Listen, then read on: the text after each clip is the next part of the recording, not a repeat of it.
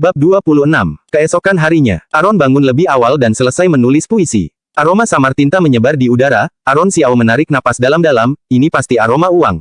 Barang langka akan lebih mahal, ini hukum pasar. Bakat juga harus mengikuti prinsip ini. Orang tidak menghargai sesuatu yang terlalu mudah didapat. Biarpun Aron Xiao akrab dengan puisi Tang, pantun Song dan lagu Yuan, jika dia menulis puisi setiap hari dan semua orang menerima begitu saja, maka puisinya tidak berharga seperti rumput liar di pinggir jalan. Tapi jika kamu hanya menulis satu puisi dewa dalam 1 atau 2 bulan, itu akan berbeda. Sebelum dibuat, semua orang menantikannya, ini disebut pemasaran lapar. Setelah diproduksi, ribuan orang menantikannya, dan puisi itu juga bisa dimaksimalkan nilainya. Aron Xiao menyerahkan puisi itu kepada adik perempuan, lalu mengangkat alisnya. Pergilah, ingat bagaimana tadi kakak bilang. Tentu saja aku ingat. Ilona Xiao tersenyum. Lona akan berada di luar aula Neom, berpura-pura membacakan puisi kakak tanpa sengaja, agar orang-orang itu bisa mendengarnya. Ketika orang-orang itu datang untuk bertanya, Lona akan bilang ini digubah oleh Aron Xiao, dia hanya membuat satu lagu dalam 1 bulan, dan kebetulan aku mengambil draft uji coba. Lona sangat pintar, pergilah. Iya, kakak. Ilona Xiao meraih anak anjing itu, berdasarkan apa yang dikatakan Aron Xiao, dia pergi ke aula Neom, tempat berkumpulnya para sastrawan. Untuk pertama kalinya beraksi, Aron Xiao memilih syair 7 karakter, yang paling cocok untuk mempertimbangkan bakat penyair, dan metriknya sangat ketat. Puisi yang dipilih adalah Pendakian, karya penyair Dufo. Puisi Tang mewakili pencapaian terbesar dari puisi kuno, dan puisi indah yang tak terhitung jumlahnya sudah cukup untuk mengalahkan era manapun. Ada 10 karya pucuk puisi Tang, di antaranya, Pendakian, dan Paviliun Bangau Kuning berada di urutan terdepan. Adapun siapa yang menempati urutan pertama, agak diperdebatkan. Mengingat dinasti Naemu tidak memiliki Paviliun Bangau Kuning ini maka, Pendakian, adalah yang paling tepat. Puisi ini lebih unggul dalam ritme, dalam satu syair, setiap kalimat dalam ritme, dan dalam satu kalimat, setiap kata dalam ritme, sepenuhnya menunjukkan bakat Dufo, sehingga penyair lain hanya bisa mengaguminya. Pohon-pohon tumbang yang tak terbatas bergemerisik, sungai Yangtze yang tak berujung bergelora.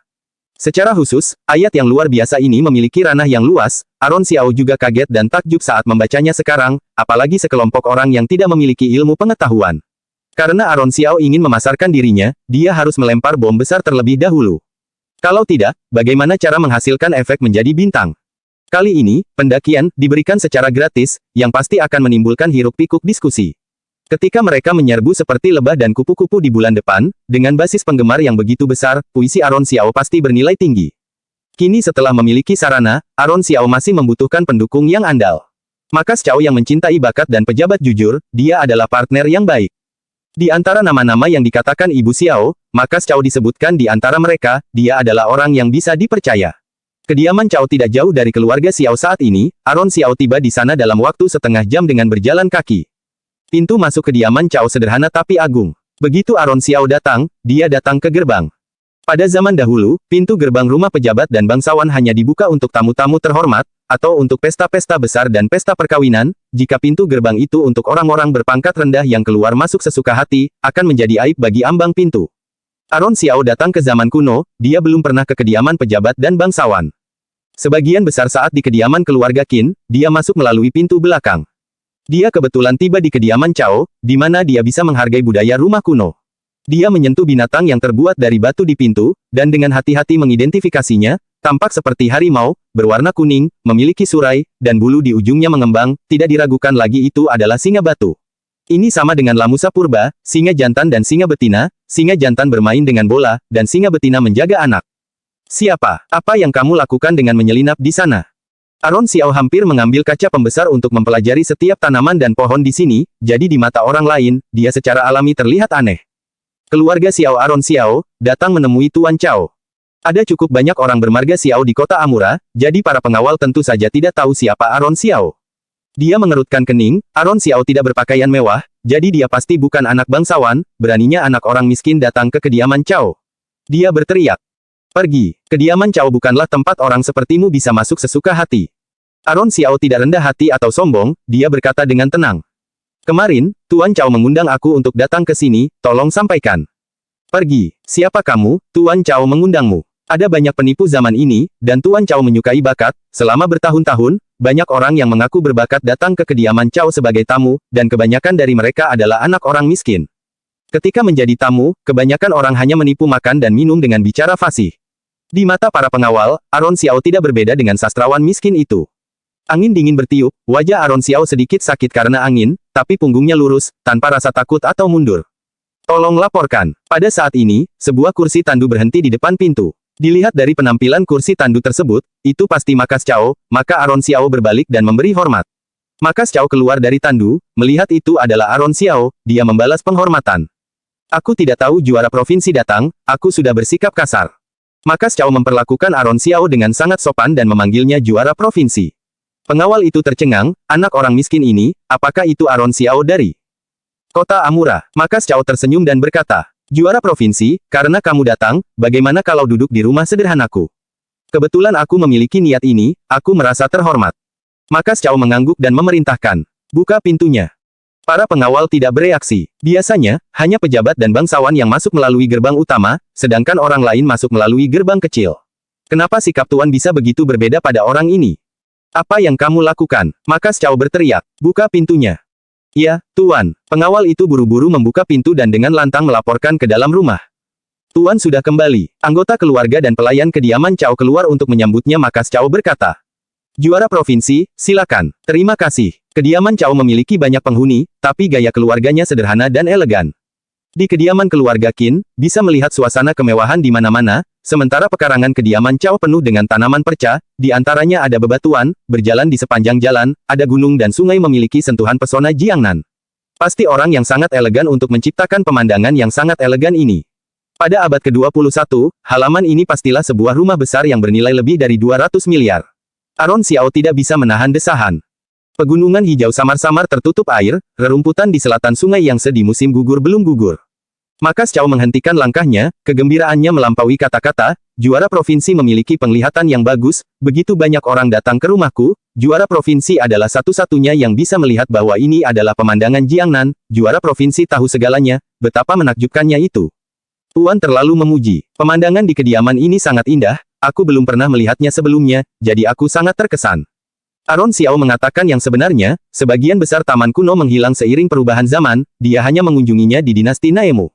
Jika Yang Mulia Kaisar tahu bahwa juara provinsi bisa menikmati keindahan halaman ini, dia akan sama bahagianya denganku. Markas Cao mengundang Aron Xiao ke ruang kerja dan sedikit tersenyum. Aron Xiao bertanya-tanya, apakah taman kediaman Cao dirancang oleh Kaisar? Kaisar sibuk sekali, masih mengerjakan desain interior untuk Menteri. Tampaknya Tuan Cao memenangkan kepercayaan Kaisar, itu bukan membual. Aron Xiao berjalan dengan elegan, melihat ke kiri dan ke kanan, dia tidak sungkan. Markas Cao juga tidak peduli, dia mendiskusikan tentang Aron Xiao dengan Kaisar Yang Mulia sepanjang malam, Kaisar Yang Mulia semakin menghargainya. Ujian negara dan ujian istana berikutnya, jika Aron Xiao juga bisa memenangkan juara pertama, tidak bisa dipungkiri bahwa dia dan Aron Xiao akan menjadi rekan kerja. Memiliki hubungan lebih dekat dengan Aron Xiao sekarang, itu akan lebih mudah untuk merekrutnya di masa depan. Ketika tiba di ruang belajar, Markas Cao memerintahkan seseorang untuk membawakan teh dan air, dia sangat perhatian. Juara provinsi datang sepagi ini, apakah ada sesuatu yang mendesak? Markas Cao adalah orang pintar yang membuka pintu untuk membicarakan urusan. Bab 27. Tentu saja ini bukan masalah yang mendesak. Karena Tuan Cao mengundang aku untuk datang, aku pun datang hari ini, jadi aku ingin meminta bantuan yang tidak masuk akal. Oh, juara provinsi, katakan, aku datang ke sini untuk meminta sebuah merek dagang pada Tuan. Merek dagang, mirip dengan izin usaha modern, bisnis hanya bisa dibuka kalau ada ini. Di dinasti Naemu tidak mudah mendapatkan merek dagang, hanya orang kaya dan berkuasa yang bisa mendapat merek dagang. Jika ingin mendapatkan satu merek dagang tambahan lagi, juga akan sangat sulit bagi orang kaya dan berkuasa. Berbisnis. Apakah kamu ingin berbisnis? Markas Cao sangat terkejut dan bingung, Yang Mulia Kaisar menghadiahinya 200 tael emas, itu cukup untuk membuatnya hidup nyaman dalam hidup ini. Aron Xiao tersenyum tipis, ya. Dari 4 kasta yaitu sarjana, petani, pengusaha, dan pedagang, pedagang menempati urutan terakhir. Biarpun dinasti Naemu tidak memandang rendah pedagang seperti kerajaan lain, tapi juga tidak menganggapnya serius. Aron Xiao adalah anak orang miskin, seharusnya mengabdikan dirinya pada karir resmi dengan benar, kenapa mau berbisnis? Aron Xiao memahami keraguannya, dan berkata, Tuan, aku mengerti bahwa semua orang mengatakan mereka sibuk hanya demi beberapa pecahan perak, malah lebih baik menjadi pejabat di pemerintahan. Tapi menurut aku justru beberapa pecahan perak inilah yang bisa menyelesaikan berbagai macam kepanikan di dunia, untuk memastikan kesehatan orang tua di hari tua, untuk menyekolahkan anak-anak kecil, dan untuk memuaskan kebutuhan pangan. Sekeluarga, Tuan Cao terkejut, Aron Xiao berkata lagi. Aku tidak takut ditertawakan Tuan. Sebelum menjadi juara provinsi, aku, ibu dan adik perempuanku tidak bisa makan kencang satu kali pun. Jika kondisi aku begitu, apalagi orang lain. Produktivitas pangan rendah, dan bisnis terbelakang, bagaimana kerajaan bisa tumbuh lebih kuat? Jika semua orang cukup makan, semua orang sekolah untuk mengetahui etiket, dan semua orang berbisnis, mengapa dinasti Naemu bukankah akan kaya dan kuat? Dinasti Naemu ingin menjadi kuat maka tidak bisa tanpa bisnis. Aaron Xiao mengubah konsep modern dan berdiskusi dengan Makas Cao untuk waktu yang lama. Ucapan ini mengejutkan dunia, tapi Makas Cao mengangguk berulang kali. Aaron Xiao memiliki ambisi yang besar, dia berbicara dengan fasih, menganalisis situasi saat ini di pemerintahan, dan tepat sasaran. Makas Cao sangat kagum. Kalau Kaisar yang mulia memperkerjakannya, tidak akan salah. Jadi, urusan juara provinsi adalah meletakkan dasar mata pencaharian dinasti Naemu dan bersiap untuk keadaan darurat di masa depan. Bersiap untuk hari hujan, Aaron Xiao mengangguk. Orang yang tidak memiliki rencana jangka panjang pasti memiliki kekhawatiran jangka pendek, apalagi kerajaan besar. Aku bersedia menjadi pelopor dan menulis sejarah baru milik Yang Mulia Kaisar dan dinasti Naemu. Makas Cao mengangguk, dan setelah beberapa saat ragu. Juara provinsi, aku sangat tersentuh oleh hatimu. Tapi, pohon yang tinggi pasti akan dihancurkan oleh angin di hutan. Ada nasihat yang ingin kuberikan kepada juara provinsi, jangan membencinya. Aaron tersenyum dan memberi hormat, Tuan, silakan katakan, aku siap dididik. Merek dagang adalah masalah sepele, tapi juara provinsi harus berhati-hati dalam perkataan dan perbuatan. Hidup di kota Amura memang sulit, setiap langkahnya menakutkan. Jika kamu seorang perintis, harap pastikan untuk menahan diri.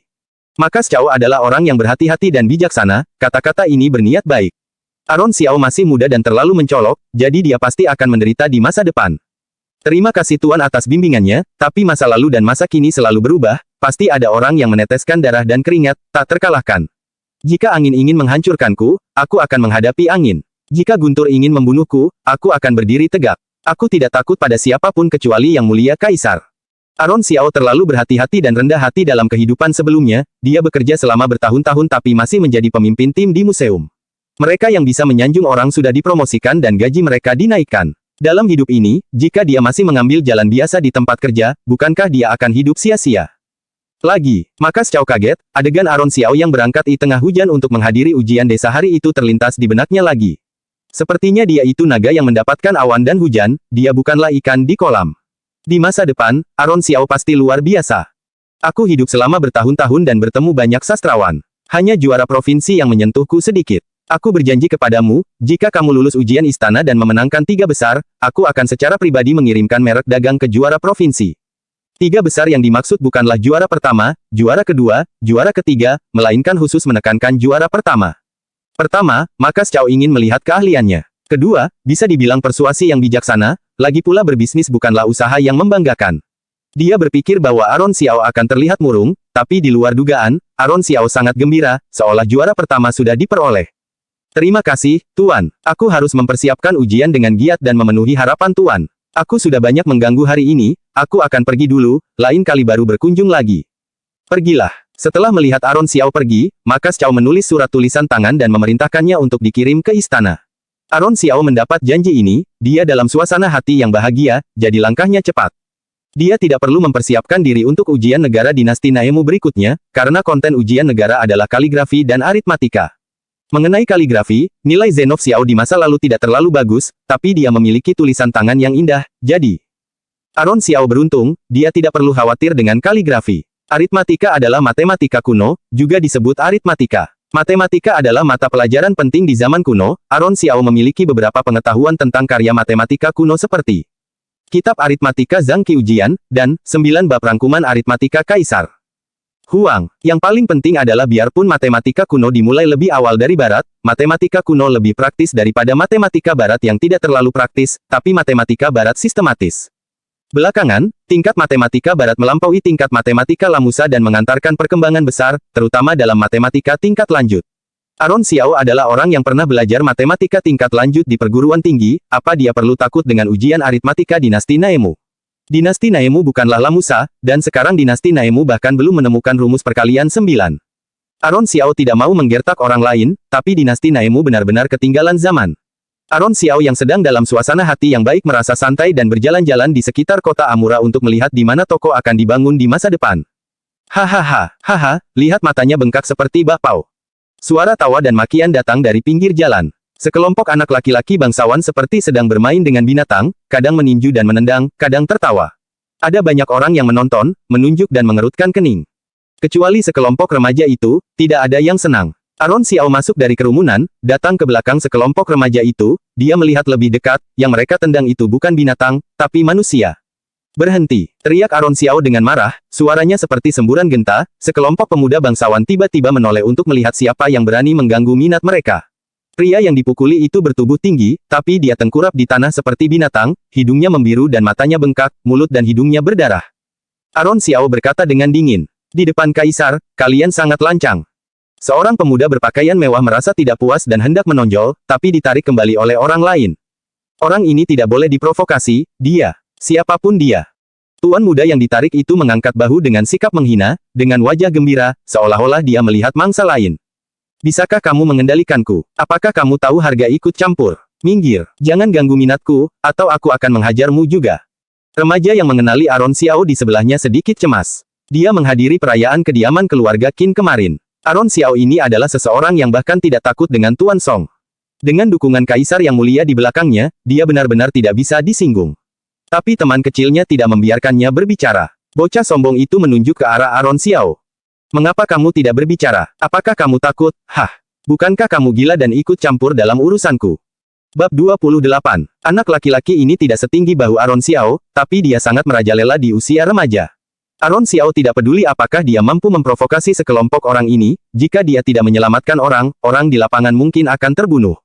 Melihat kematian tanpa bantuan, hati nurani dia tidak tenang. Aaron Xiao berkata kepada tuan muda yang sombong. "Aku datang ke kota Amura untuk pertama kalinya, dan tidak tahu cara menulis kata takut." Ah, sangat sombong. Tuan muda itu mengira ada yang salah dengan telinganya, dia menggoyangkan kakinya dan menunjukkan momentum memukuli seseorang barusan. "Saudaraku, ayo maju bersama." Setelah selesai berbicara, selain yang lain, hanya tuan muda itu ini yang mengangkat tangannya dengan jujur. "Tidak boleh. Dia adalah Aaron sang juara provinsi." Teman kecil itu tidak bisa menahan diri untuk tidak berteriak. Tuan muda itu terkejut, matanya membeku sesaat, siapa orang di kota Amura hari ini yang tidak mengenal Aaron Xiao? Tapi tangan sudah terangkat, apa yang harus dia lakukan? Tuan muda itu adalah orang yang cerdik, wajahnya berubah dalam sekejap. Tangan yang terangkat tiba-tiba berhenti, lalu dengan ringan mendarat di lengan baju Aaron Xiao. Wajah yang semula sombong pun tersenyum dan berkata, "Aku melihat ada debu di pakaian juara provinsi, jadi datang untuk menyeka saja." "Ih, sudah selesai, hehe, apakah juara provinsi puas?" Baru saja Aaron Xiao masih khawatir jika berhadapan langsung, dia tidak akan bernasib baik. Karena kelompok orang ini sangat tahu diri, itu yang terbaik. Sekarang tampaknya kelompok orang ini sangat pengecut, jadi dia bisa tenang. "Salam juara provinsi." Para tuan muda itu serempak memberi hormat kepada Aaron Xiao untuk menunjukkan persahabatan mereka. Aaron Xiao tidak membalas, para tuan muda tidak berani mengangkat kepala saat ini, jika perbuatan jahat mereka diketahui oleh pejabat, mereka mungkin akan menyakiti ayah mereka yang menjadi pejabat. Tuan muda itu yang remaja itu sangat sombong di depan rakyat jelata, ketika mereka melihat orang-orang di pemerintahan, mereka akan ketakutan, sepertinya mereka semua adalah orang yang suka menindas orang lemah tapi takut pada orang kuat. "Mengapa pukul orang?" Aaron Xiao mengerutkan kening. Hanya karena tidak menyukainya. Para remaja itu menundukkan kepala dan bergumam. "Tidak peduli dengan hukum, kamu bisa memukul seseorang jika kamu tidak menyukainya. Berikan uangnya." Aaron Xiao berkata dengan dingin, dan beberapa tuan muda tercengang. "Kalian memukul orang seperti ini, apa tidak perlu membayar biaya pengobatan?" Anak keluarga bangsawan saling melirik, tuan muda pemimpin itu dengan enggan mengeluarkan satu tael dan melemparnya ke tanah. Perak jatuh sebagai tanggapan, dan Aaron mengangkat alisnya. "Apakah kamu berani lempar?" Tuan muda itu sangat ketakutan sehingga dia segera mengambilnya dan menyerahkannya kepada Aaron Xiao dengan hormat. Petik 2. Aaron Xiao berdeham, tuan muda itu tertegun sejenak, lalu mengertakkan gigi, dan menyerahkan satu tael lagi dengan sakit hati yang luar biasa. "Cukup," pria di tanah itu berkata dengan lemah. Kelihatannya, orang ini bukanlah orang yang serakah. Aaron Xiao mengangkat dagunya sedikit, masih belum puas, tuan muda itu mengatupkan bibirnya, meletakkan dompet yang berat di tangan Aaron Xiao, dan berteriak, "Berikan semuanya padanya, beres, kan? Ayo pergi." Uang itu tidak membuat tuan muda itu merasa tertekan, tapi tuan muda itu secara terbuka ditindas oleh Aaron Xiao, harga diri remaja itu terluka. Dia hendak pergi, karena dia memberikan cukup uang, Aaron Xiao tidak ingin terlalu banyak terlibat dengannya, jadi dia melepaskan genggamannya. Sekelompok remaja melarikan diri seperti terbang, dan pria di tanah bangkit. "Terima kasih, Tuan." Pria itu duduk dengan gemetar, hidungnya biru dan matanya bengkak, dahinya bengkak dan alisnya memar, tidak bisa membedakan wajah aslinya. Aku hanya mengambil satu tael, yang lain tidak perlu. Dia adalah orang yang berprinsip. Masalah sampai seperti ini, karena apa? Aron Xiao bertanya dengan ringan, dan pria itu terkejut. Tuan tidak tahu apa yang terjadi, mengapa mau membantuku? Aku hanya tidak tahan, nyawa tidak bisa dibeli di kampung halamanku.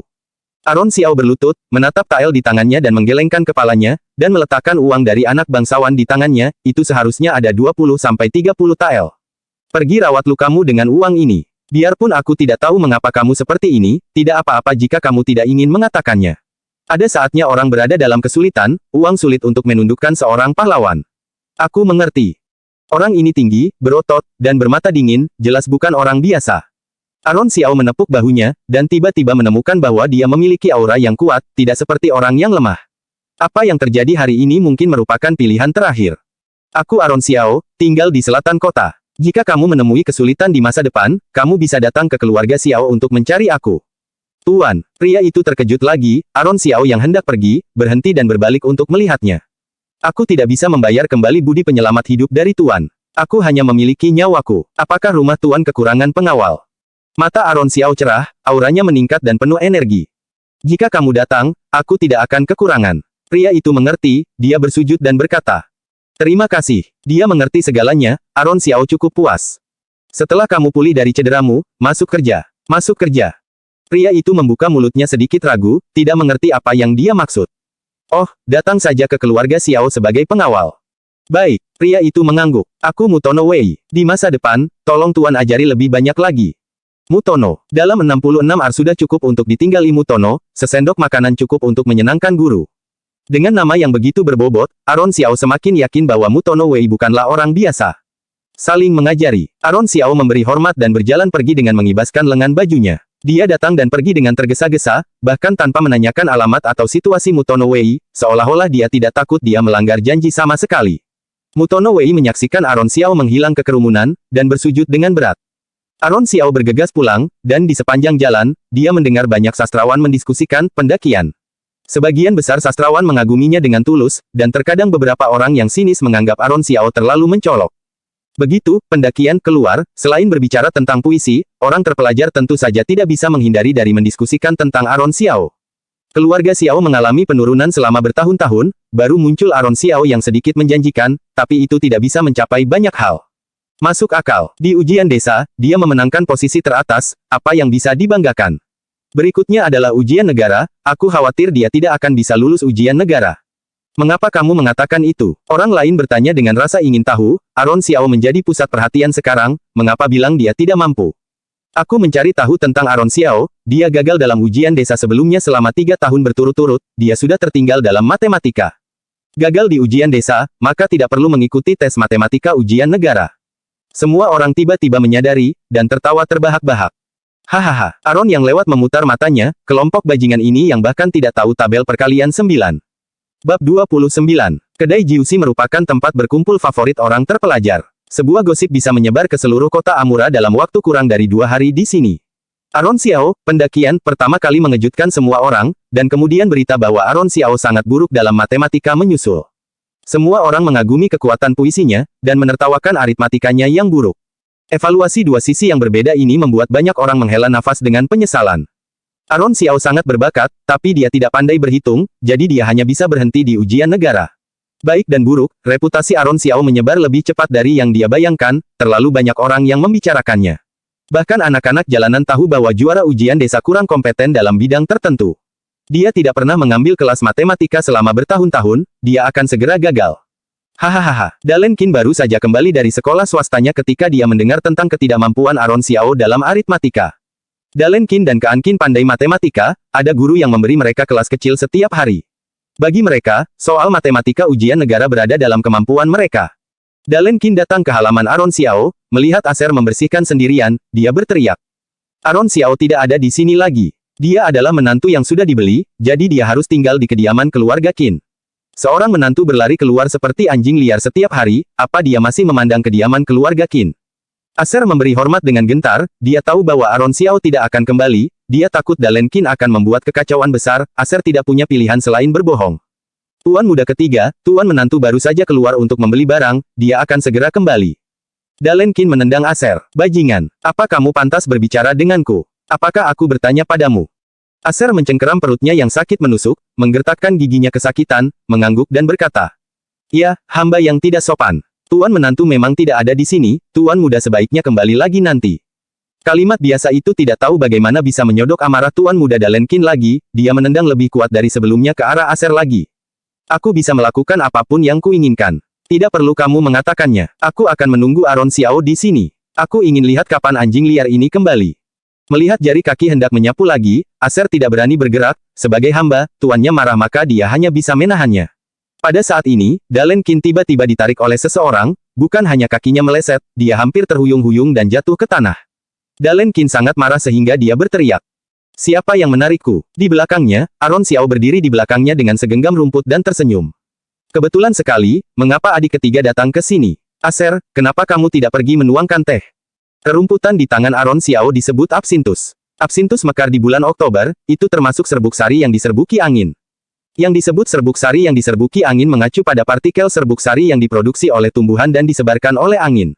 Selama absintus mekar, serbuk sari akan berterbangan di langit, penderita alergi akan mengalami gatal dan ketidaknyamanan, tidak ada obat untuk meredakannya, satu-satunya cara adalah menunggu gejala alergi hilang secara otomatis.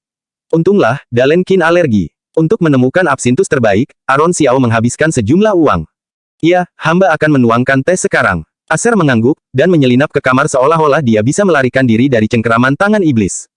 Di masa lalu, Aron Xiao tidak memiliki ekspresi di wajahnya, tapi hari ini dia terlihat seperti seorang senior yang lembut dan peduli. "Sejak aku memenangkan juara provinsi, hanya adik ketiga dari kediaman keluarga Qin yang selalu datang mengunjungi aku di halaman kecil ini. Benar-benar menyentuh. Ayo, masuk minum teh." Setiap kata dan setiap kalimat Aron Xiao, di telinga Dalenkin, terdengar seperti musang yang mengucapkan salam tahun baru kepada seekor ayam, tidak ada niat baik. "Kakak ipar tidak memiliki benda lain untuk berterima kasih, ini saja untukmu." Aron Xiao tersenyum lembut, dan memasukkan absintus ke tangan Dalenkin. Tiba-tiba, Dalenkin sangat ketakutan sehingga dia tanpa sadar membuangnya. Aron Xiao menggosok rumput dengan kuat di dada Dalenkin untuk menunjukkan ketulusannya. "Jangan sungkan, jangan terlalu sungkan, absintus di kampung halaman kakak ipar melambangkan keberuntungan." Dalenkin mengerutkan kening, dan melemparkan rumput ke tanah. "Dari mana datangnya rumput liar? Apa layak menodai tubuhku? Aron Xiao, aku datang untuk memperingatkan kamu hari ini bahwa kamu sebagai menantu dari kediaman keluarga Qin, tapi kamu tidur di luar. Hati-hati merusak reputasi kakakku. Sebaiknya kamu segera pindah kembali, atau aku akan menghancurkan keluarga Xiao." Sikap begitu mendominasi membuat Aron sedikit tidak senang. Dia menyesap teh, dan berkata dengan santai. "Dalenkin, aku kakak ipar kamu, kamu harus berhati-hati saat berbicara. Dalam keluarga bangsawan, sopan santun tidak bisa diabaikan. Kamu berteriak tidak sopan di sini, kalau mengganggu leluhur, hati-hati mungkin nenek moyangmu tidak akan memberkatimu." Halaman kecil ini tidak jauh dari aula leluhur keluarga Qin. Dalenkin terkejut, lalu berteriak. "Bah, apa kamu pantas menjadi kakak iparku? Aku." Begitu kata-kata itu selesai, Dalenkin tiba-tiba merasa panas di sekujur tubuhnya, wajahnya panas, seolah-olah semut merayap di sekujur tubuhnya. Dia menggaruk, tapi semakin gatal. Pelayan pria Dalenkin berseru. "Tuan muda, wajahmu." Wajah Dalenkin bengkak dengan benjolan, gejala alergi yang khas. Aron Xiao sedikit tersenyum, memberi isyarat kepada pelayan pria dan berkata. "Lihat, leluhur keluarga marah. Adik ketiga tidak menghormatiku sebagai kakak ipar, kamu menyinggung leluhur keluarga, kenapa kamu tidak pergi ke aula leluhur untuk mengaku bersalah?" "Apa, omong kosong apa yang kamu bicarakan?" Dalenkin tidak percaya, tapi tubuhnya semakin gatal, dia sangat marah sehingga dia menghentakkan kakinya dengan panik, mencoba mengeluarkan serangga dari tubuhnya. "Tuan muda, tidak ada serangga di tubuhmu." Pelayan pria hendak menangis. "Ayo pergi ke aula leluhur. Itu ide yang bagus." Aron Xiao mengangguk tanpa melihat ke arah Dalenkin. Dalenkin berteriak dengan dingin. "Aku akan datang untuk menyelesaikan masalah denganmu nanti. Ayo pergi." Dalenkin bergegas keluar dari halaman kecil, dalam beberapa langkah, tuan muda yang lembut itu akhirnya menangis. "Aku yang salah. Ayo pergi. Cepat pergi ke aula leluhur." Aron Xiao mencibir, Dalenkin adalah harimau yang terbuat dari kertas. "Aser, bakar rumput ini." Aser mengangguk, mengambil pelaku kejahatannya di tanah, melemparkannya ke kompor dapur kecil, dan membakarnya hingga bersih. "Tuan, kenapa tuan muda bisa begini?" Dalenkin pergi sambil menangis dan melolong, Aser langsung merasa lebih bahagia. "Trik kecil, dia menangis terlalu dini sekarang, kurasa dia harus menangis selama 3 hari 3 malam.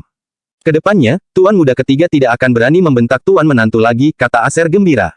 Dalenkin tidak pernah menderita keluhan apapun di rumah, tapi kali ini dia menderita kerugian konyol, dia tidak bisa mengadu. Aron Xiao mengangguk puas dan berkata, ayo pergi. Tuan, kamu mau kemana? Aser kaget, dia hendak memasak untuk tuan menantu, tapi tuan menantu tidak berniat untuk tinggal. Ikut aku kembali ke keluarga Xiao. Oh, apa kamu mau tinggal di sini? Aron Xiao kembali kali ini khusus datang untuk menjemput Aser, memberi pelajaran pada Dalen Qin si bajingan kecil itu hanya sekalian. Aser adalah seorang budak dari kediaman keluarga Qin. Aser meminta maaf. Aser seharusnya mengabdi pada tuan menantu di kediaman keluarga Qin. Jika meninggalkan kediaman keluarga Qin tanpa izin, itu artinya melarikan diri dan hukumannya adalah hukuman mati. Aron tersenyum dan mengulurkan 2 lembar kertas. Aser terkejut dan berkata, ini bukan uang bisa memerintah hantu, ini adalah kebenaran abadi. Aron Xiao menghabiskan sejumlah uang yang tidak bisa diperoleh Aser seumur hidupnya, untuk mendapatkan obligasi penjualan dan perbudakan dari pengurus kediaman keluarga Qin. Aron Xiao merobek ikatan penjualan dan perbudakan. Sekarang, kamu bukan hamba kediaman keluarga Qin, apakah kamu bersedia mengikutiku ke keluarga Xiao? Aser akan sangat berguna di masa depan, orang pintar dan setia seperti itu akan sia-sia kalau hidup di kediaman keluarga Qin. Bab 30. Ia bersedia. Terima kasih tuan menantu. Terima kasih tuan menantu. Aser sangat gembira, dan hendak berlutut, tapi diangkat oleh Aron Xiao. Tidak perlu, hemat tenagamu untuk pergi ke keluarga Xiao. Tuan menantu, bagaimana kamu bisa mendapatkan surat perbudakan Aser? Mata Aser berlinang air mata, ketika terjadi kelaparan di rumah, keluarga tidak punya pilihan selain menjualnya sebagai budak. Jika sudah menjadi budak, kamu tidak akan pernah bisa bebas lagi, kamu akan menjadi budak keluarga kaya sepanjang hidup kamu. Aron Xiao menepuk pundaknya. Mudah bagiku untuk meminta seseorang, ayo pergi. Iya, Aser segera membuang sendok nasi kediaman keluarga Qin di tangannya, dan mengikuti Aron Xiao keluar dengan langkah besar. Di bawah matahari terbenam, cahaya dan bayangan memanjangkan sosok kedua orang itu. Pengurus kediaman keluarga Qin menimbang emas yang diberikan Aron Xiao, tuan menantu hanya menginginkan seorang hamba, tapi dia sangat murah hati. Kediaman keluarga Qin memiliki populasi yang besar, para pelayan kadang-kadang meninggal karena sakit atau kelelahan, tidak ada yang peduli dengan berkurangnya Aser. Terima kasih tuan menantu. Pengurus yang menghasilkan banyak uang pun membungkuk ke punggung Aron Xiao. Karena Dalen Qin menyinggung Aron Xiao, mengganggu leluhur keluarga, dan terkena penyakit aneh, penyakit itu menyebar ke seluruh kediaman keluarga Qin dalam waktu setengah hari, membuat kediaman keluarga Qin kaget sekaligus ketakutan. Selama 3 hari 3 malam, Dalen Qin gatal-gatal dan berguling-guling di lantai, menangis dan melolong sengsara, orang-orang kediaman keluarga Qin ikut sibuk selama 3 hari 3 malam. Aula leluhur kediaman keluarga Qin penuh dengan lilin, para kerabat perempuan berlutut untuk meminta maaf. Hanya Hira Qin yang mengerutkan kening, ada tipuan di dalamnya. Aron Xiao si bajingan kotor yang menyembunyikan pisau di senyumnya, dia memiliki motif tersembunyi. Dia sedang berdiri di loteng, Ola bergegas melaporkan, Nona, Ola sudah menemukan orang yang Nona minta hari itu. Melihat ke langit dan tertawa terbahak-bahak, bagaimana aku bisa orang biasa? Kalimat yang indah ini terus melekat di hati Hira Qin, ada pancaran kegembiraan di matanya. Siapa itu? Tuan muda Ganis Zhu, kata Ola gembira. Pada hari itu, Ganis Zhu datang menyapa Nyonya Besar Qin dan mengirimkan banyak sarang burung dan ginseng. Semua orang melihatnya. Mata Hira Qin menjadi muram, tubuhnya yang lurus menyusut ke belakang, hatinya sedikit kosong, dia mengharapkan seseorang, tapi dia tidak ingin itu adalah orang itu. Sekarang itu benar-benar bukan Aron Xiao, melainkan Ganis Zhu yang mengaguminya, tapi hatinya bahkan tidak bahagia. Keluarga Xiao. Aron Xiao ada di rumah setiap hari, sibuk dengan anggur yang baru difermentasi dengan Aser, ketika pintu ditutup, tidak peduli dengan urusan luar, siapapun yang memintanya menulis puisi, dia tidak akan bertemu. Ibu Xiao melihat bahwa dia tidak mau kembali ke kediaman keluarga Qin, lalu berkata dengan cemas. Nak, kamu dan Nona Besar Qin tinggal di 2 tempat setelah menikah, ini. Saat Aron Xiao menjadi juara pertama, dia akan menceraikan Hira Qin, dia sama sekali tidak peduli dengan wanita tidak bermoral ini. Lona Xiao yang berada di sebelahnya, diam-diam memberitahu Aron Xiao bahwa ketika Hira Qin datang untuk membuat masalah hari itu, karena suaranya sangat keras sehingga dia dan ibunya mendengarnya, itu sebabnya ibu Xiao ingin membujuknya hari ini, tapi Aron Xiao melambaikan tangannya untuk memberitahunya agar tidak khawatir lagi. Nak, apakah kamu benar-benar ingin bercerai damai dengan Nona Qin?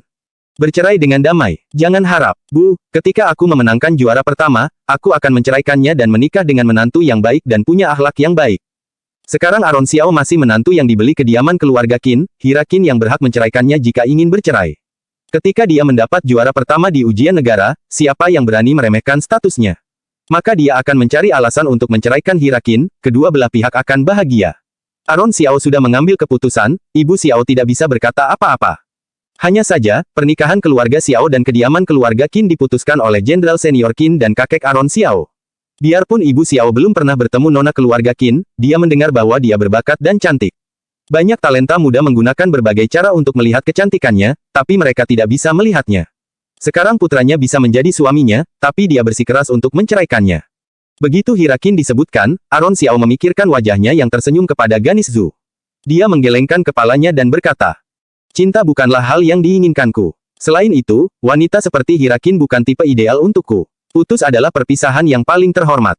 Tipe ideal, utus. Semua orang tidak mengerti, tapi mereka semua terbiasa dengan kalimat aneh yang diucapkan Aron Xiao dari waktu ke waktu baru-baru ini, jadi mereka mengangguk dan mengabaikannya.